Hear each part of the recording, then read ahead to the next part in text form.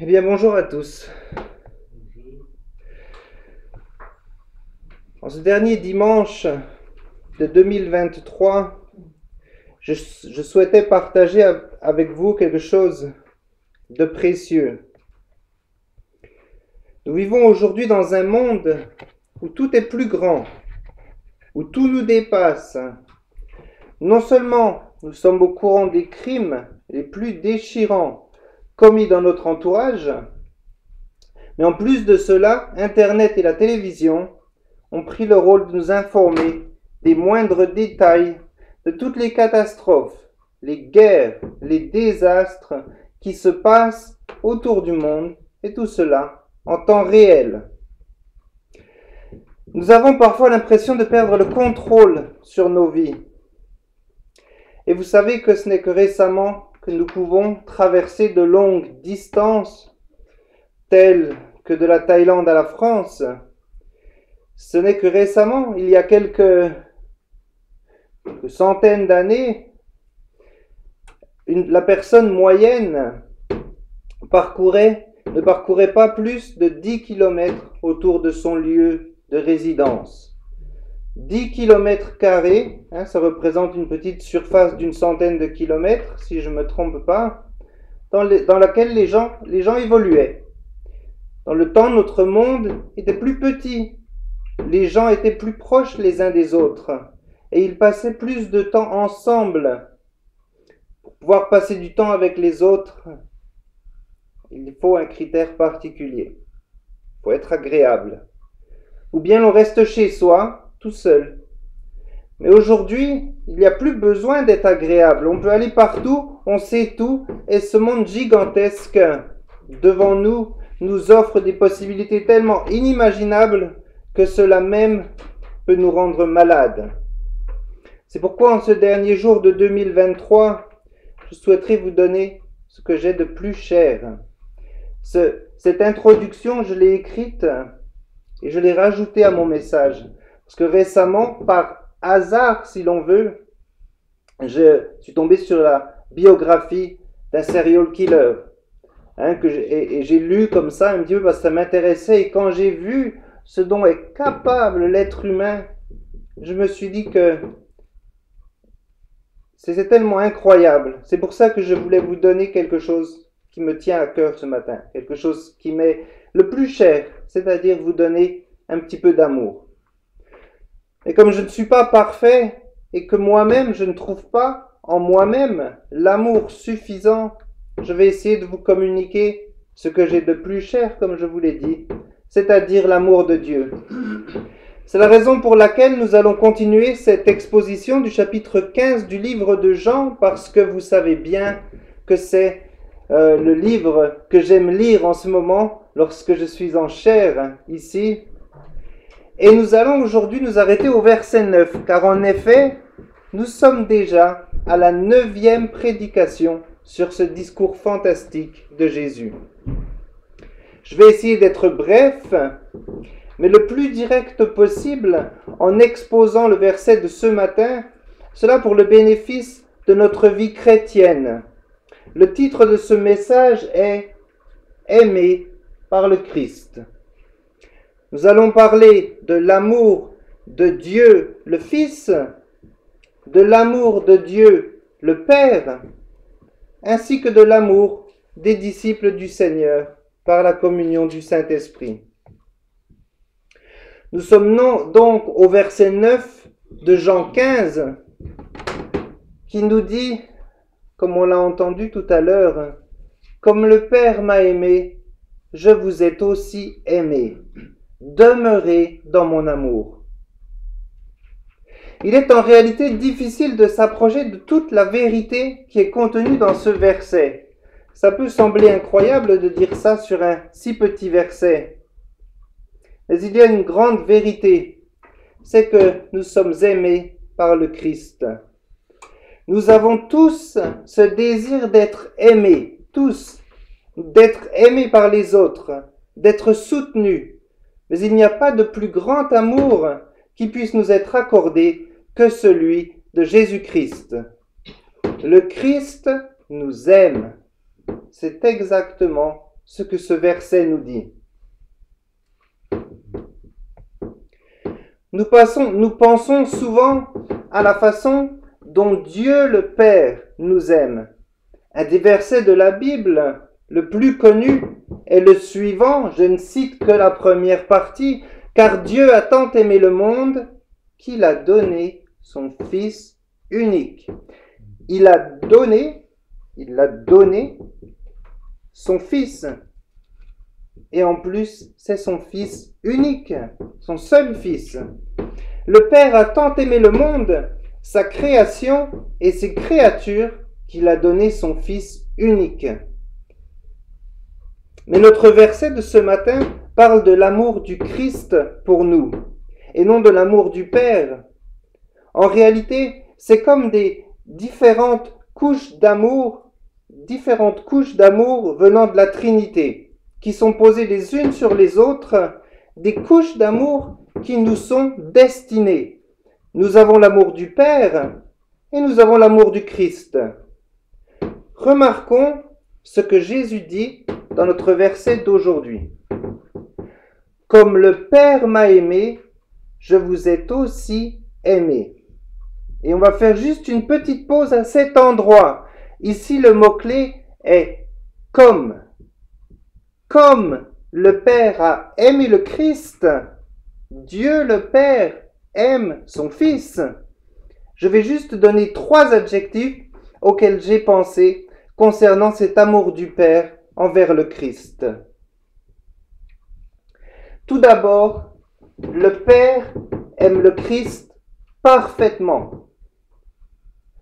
Le Père aime le Christ éternellement. Le Père aime son Fils d'une façon intime. Alors pensons à ces 3 mots. Un amour parfait, éternel et intime. Parfaitement, cela veut dire complètement, dans la plus grande mesure inimaginable. Je dis bien inimaginable. Pas de retenue dans cet amour divin que le Père a pour le Fils. Éternellement, parce que c'est un amour qui n'a pas de commencement, un amour qui remonte à l'éternité passée, ce qui est inimaginable pour un cerveau humain, et cet amour durera jusqu'à l'éternité future. Il n'y aura jamais de rupture dans l'amour que le Père a pour le Fils. De plus, c'est un amour intime. Jean 1,18 nous dit, est-ce que quelqu'un voudrait lire ce verset, s'il vous plaît? Jean 1,18. Personne n'a jamais vu Dieu. Le Fils unique qui est dans le sein du Père est celui qui l'a fait connaître. Merci. Le Fils unique qui est dans le sein du Père, c'est-à-dire que le Fils unique est proche du Père, car il est dans son sein, comme le dit ce verset, ce qui signifie proche de son cœur, comme un enfant porté par sa mère. Être dans le sein de quelqu'un est une des images les plus intimes de la Bible. Cela démontre combien la relation entre le Père et le Fils est contiguë et intime. Revenons maintenant à notre verset. Si ce verset n'était pas dans la Bible, ce serait difficile de croire que cela est vrai. Comme le Père m'a aimé, je vous ai aussi aimé, demeurez dans mon amour. C'est ce que nous dit ce verset. Donc, tout ce que nous avons dit concernant l'amour du Père pour son Fils est identiquement vrai concernant l'amour du Fils pour nous. C'est le premier point le plus important que je voulais souligner. Pensons-nous à ce que cela implique. Cela dépasse notre compréhension. Cela veut dire que Jésus nous aime parfaitement, complètement, éternellement et intimement. Il nous a enveloppés avec son amour, ses soins pour nous, sa grâce et sa miséricorde.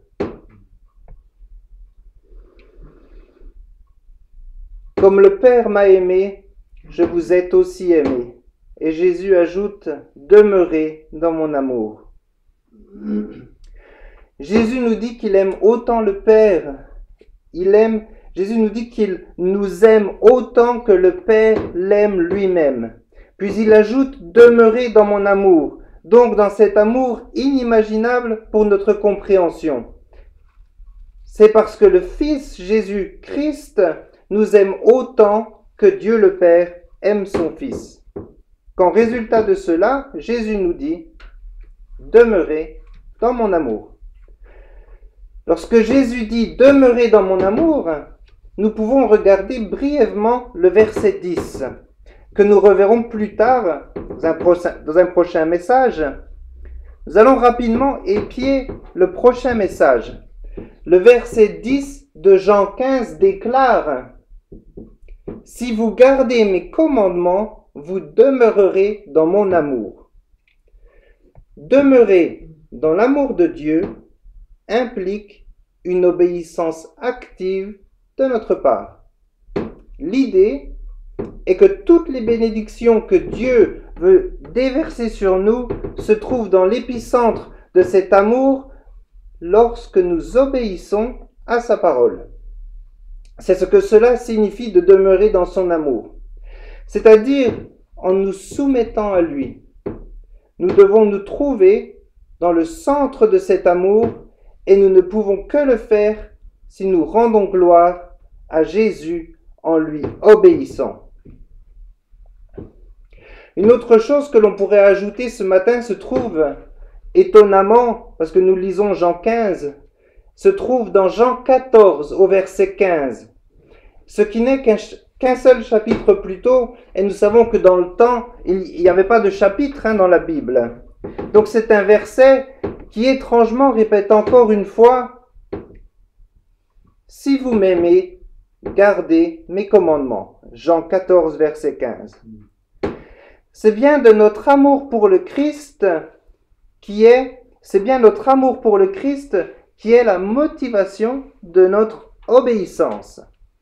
C'est lorsque nous nous soumettons que nous nous rapprochons de lui et que nous sommes prêts à vivre une plus grande démonstration de cet amour qui se déverse simplement sur nous.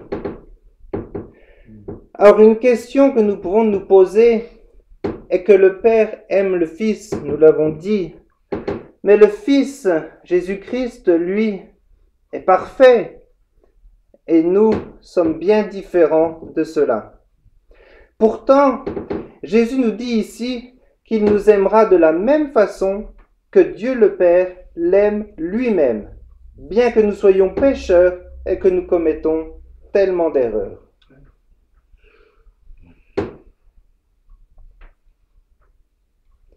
L'amour du Père. Bien sûr, n'omettons pas que le Père aussi nous aime. Le Père nous aime car nous sommes des disciples de son Fils. C'est ce que l'on appelle l'adoption. Nous sommes maintenant en Christ et l'Esprit de Christ est en nous. Lorsque Dieu le Père nous regarde, il nous voit au travers de son Fils et ainsi nous pouvons seulement recevoir cet amour du Père au Fils uniquement par l'intercession du Fils, lorsque nous demeurons en Jésus-Christ. Le Père nous aime car il nous a créés, mais son amour particulier va vers ceux qui sont en son Fils, les disciples. Imaginez-vous simplement avoir des enfants. Vous aimez vos enfants et vous aimez aussi, j'imagine, les enfants des voisins. Mais pas de la même manière, car ils ne sont pas vos propres enfants. Les enfants de vos voisins ne vous obéissent pas. D'ailleurs, ils ne vous regardent même pas. Ils ne vivent pas avec vous. Ils ne vous connaissent pas. Parfois, ces enfants étrangers à votre famille ne vous respectent même pas ou alors vous repoussent lorsque vous les reprenez s'ils font quelque chose de mal. Alors parlons des raisons de l'amour du Père envers nous qui pousse le Fils à nous aimer encore plus. Le Fils nous aime car c'est le Père qu'il nous a donné à lui. Est-ce que quelqu'un veut bien lire Jean 6, verset 37, s'il vous plaît, le premier sur l'écran? Si vous le voyez, Jean 6, verset 37. Tous ceux que le Père me donne viendront à moi. Merci. C'est clair. Et Jésus leur répondit, ne murmurez pas entre vous, nul ne peut venir à moi si le Père qui m'a envoyé ne l'attire, et je le ressusciterai au dernier jour. Le Fils nous aime, car nous sommes le cadeau, on pourrait dire le présent que le Père fait au Fils. Le Père, le Fils, est lié par les liens de l'Esprit Saint nous-mêmes. Nous sommes complètement pris au milieu de cet amour trinitaire. Le Père aime le Fils aime le Père, le Fils nous aime, nous sommes dans le Fils, et pour cette raison, le Père nous aime. Car nous demeurons dans le Fils nous aime parce que le Père nous a donné à lui. C'est complètement époustouflant et à couper le souffle. Si Jésus nous aime avec toutes nos imperfections et les erreurs que nous faisons, cela veut dire qu'il aime tous ses disciples. Ainsi, si je regarde un autre chrétien en question et que ce chrétien mérite pour une raison ou une autre, il y en a toujours, il faut que nous nous rappelions que Dieu aime notre prochain avec toutes ses imperfections, et cela inclut ce comportement qui nous irrite, hypothétiquement parlant. Je ne dis pas que Dieu aime notre péché, car il le déteste, ça nous en sommes convaincus. Mais si nous sommes en son Fils, il pardonne ce péché. De la même façon, il pardonne nos erreurs. Et si je me laisse irriter par ce frère ou cette sœur, cela veut dire que je n'aime pas ces personnes autant que je le devrais. Ainsi, nous avons dit que l'obéissance est le fruit de l'amour de Dieu dans notre vie. Nous voulons être soumis au commandement de Dieu. Et pour cette raison, nous pouvons juste revenir un peu en arrière, 2 chapitres en arrière, dans Jean 13, verset 34. Vous remarquez que nous sommes partis de Jean 15, sommes allés dans Jean 14 et maintenant nous sommes dans Jean 13, verset 34. Est-ce que quelqu'un souhaiterait lire ce verset, s'il vous plaît? Jean 13, verset 34. Je vous donne un commandement nouveau. Aimez-vous les uns les autres. Comme je vous ai aimé, vous aussi aimez-vous les uns les autres. À ceci, tous connaîtront que vous êtes mes disciples, si vous avez de l'amour les uns pour les autres. Merci. Ce verset me rappelle quelque chose. Il ressemble un petit peu au verset que nous étudions ce matin, mais les sujets de cet amour sont interchangés. Notez cette couche d'amour que nous avons mentionnée au début de ce message. Jean 15, verset 9 nous dit « Comme le Père m'aime, je vous aime ». Et maintenant, Jean 13, 34 nous dit « Comme je vous aime, vous aussi, aimez-vous les uns les autres ». Nous avons ici 3 couches d'amour. L'amour du Père pour le Fils, qui conduit à l'amour du Fils envers nous, nous donnant la capacité d'aimer notre prochain. L'amour du Père descend sur le Fils et cet amour du Fils vient sur nous pour que par la communion du Saint-Esprit, nous le partagions en vivant l'Évangile. Cela veut dire que la mesure dont le Christ m'aime est la même mesure que je dois utiliser pour aimer mon prochain. Lorsque nous sommes mis en colère par quelqu'un, rappelons-nous de la grâce que nous avons nous-mêmes reçue et appliquons cette grâce à notre prochain. Ne pas agir de la sorte fait honnêtement de nous des ingrats et des hypocrites. C'est bien là que nous voyons la profondeur du péché qui est ancré dans notre cœur. J'ai le devoir d'aimer mon prochain.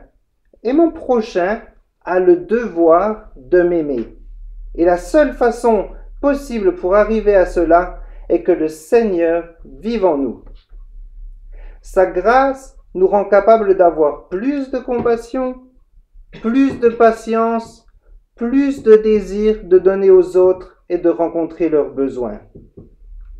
Alors, j'ai déjà utilisé ce proverbe une fois dans un message précédent. Vivre une vie chrétienne, ce n'est pas difficile, c'est impossible. En effet, vivre une vie chrétienne, cela est impossible si le Christ ne demeure pas en nous. Car c'est le Christ en nous qui vit en nous et qui agrandit notre cœur, nous donnant une capacité plus grande d'aimer. Et comme nous étudions son amour pour nous, cela nous met au défi d'atteindre un niveau supérieur d'amour pour notre prochain. Que puis-je faire pour aimer plus mon voisin? Comment aimer mon ennemi? Que dois-je changer en moi pour être plus aimable? C'est le défi que je nous donne à tous ce matin, et à moi en particulier, en ce dernier jour de l'année de 2003. En 2024, nous voulons atteindre un niveau supérieur d'amour que celui où nous nous trouvons aujourd'hui. Nous pouvons le faire car nous n'aimerons jamais suffisamment notre prochain. Pourtant, aimer notre prochain devient possible lorsque nous aimons le Christ, car c'est lui qui nous donne un amour plus grand pour notre prochain, tout comme Dieu le Père aima le Fils nous aima, et nous aimons Dieu le Père au travers de l'amour du Fils.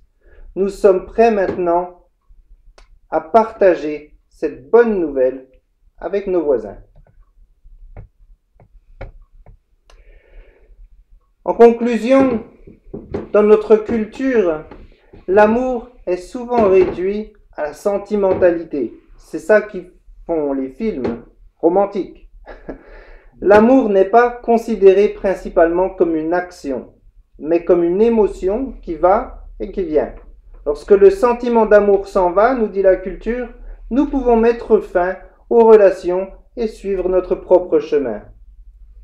Certes, nous ne nions pas que l'amour est une composante émotionnelle, évidemment.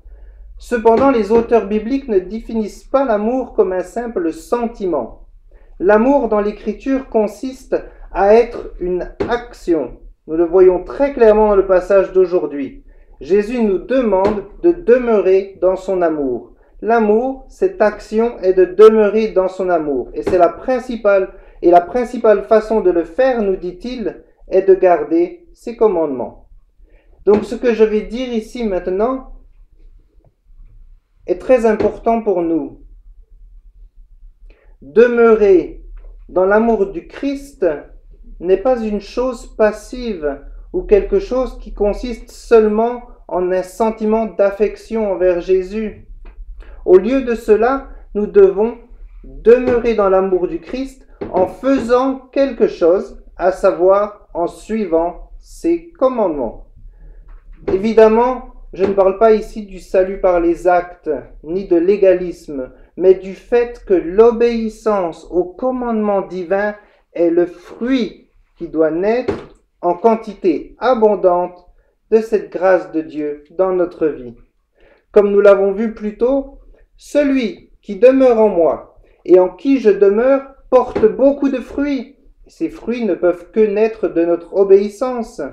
Si vous portez beaucoup de fruits, c'est ainsi que mon Père sera glorifié et c'est ainsi que vous serez mes disciples. L'amour de Dieu est un amour saint. Si donc nous voulons demeurer dans son amour, nous devons rechercher la sainteté. Jean Calvin commente: le Christ ne réconcilie pas les croyants avec le Père afin qu'ils puissent se livrer au mal sans réserve et sans punition, mais que le gouvernant par son esprit, il les garde sous l'autorité et la domination de son Père. Il s'ensuit que l'amour de Christ est rejeté par ceux qui ne prouvent pas, par une véritable obéissance, qu'ils soient ses disciples. Nous devons noter que bien que notre obéissance au Christ soit nécessaire pour demeurer dans son amour pour nous n'est pas finalement fondé sur notre obéissance. Rappelons-nous que nous aimons parce qu'il nous a aimés le premier. Dieu nous aime et le fruit de cet amour dans l'accomplissement de notre salut est l'obéissance par laquelle nous demeurons dans son amour. Et Calvin, encore une fois, commente: l'obéissance que les croyants lui rendent n'est pas la cause pour laquelle il continue son amour envers nous, mais plutôt l'effet de son amour. Nous persévérons dans la foi, mais nous persévérons à cause de l'amour et de la puissance de Dieu. Question rhétorique: aimons-nous le Christ? Si nous l'aimons, nous chercherons à demeurer dans son amour, et nous demeurerons dans son amour en cherchant à lui obéir. Cependant, en faisant cela, nous ne devons jamais penser que notre obéissance mérite son amour. Nous aimons parce qu'il nous a aimés le premier, et même dans notre obéissance, nous dépendons de son amour et devrions être reconnaissants de la façon dont il nous pousse à le servir. Comme nous avons parlé d'être aimés par le Christ, j'ai la conviction que quelles que soient les épreuves, comme vous êtes peut-être en train de traverser, si vous croyez en Jésus-Christ, lui, il a des océans d'amour qui sont prêts à être déversés sur vous. Les circonstances peuvent sembler contraires à cette déclaration lorsque l'on est dans la difficulté. C'est facile à dire, mais je veux vous rappeler que vous êtes infiniment aimés par le Seigneur Jésus-Christ. Rappelez-vous, le Seigneur Jésus-Christ, tout comme Dieu le Père, vous aime parfaitement, éternellement et intimement. Comme le Père aime son Fils, le Fils lui aussi nous aime. Et comme le Fils nous aime, nous, ici, pouvons partager cet amour de Dieu les uns envers les autres. Je vous invite à prier.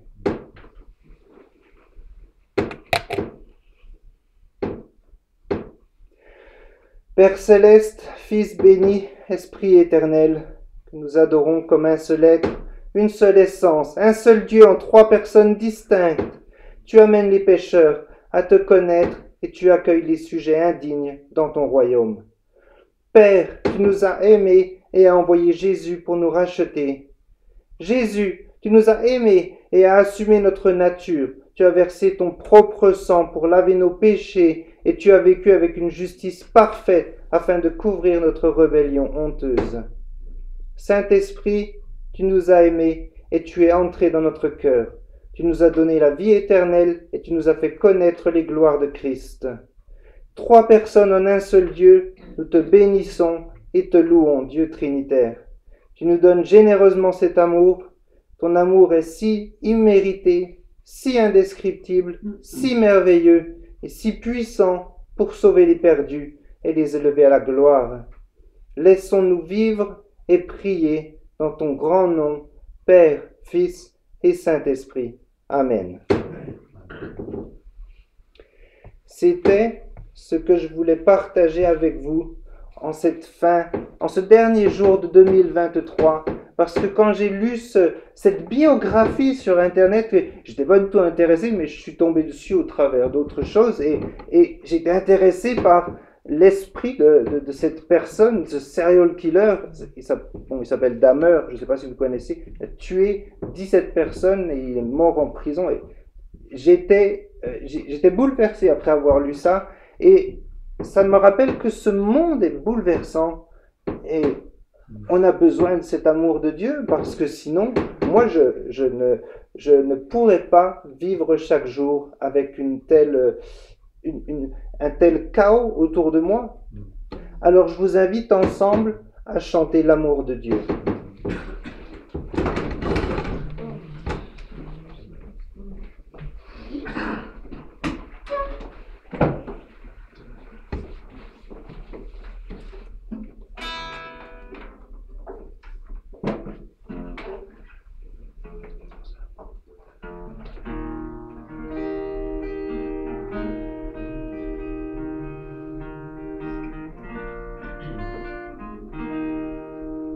L'amour de Dieu ne loin surpasse ce qu'on peut dire un cœur humain.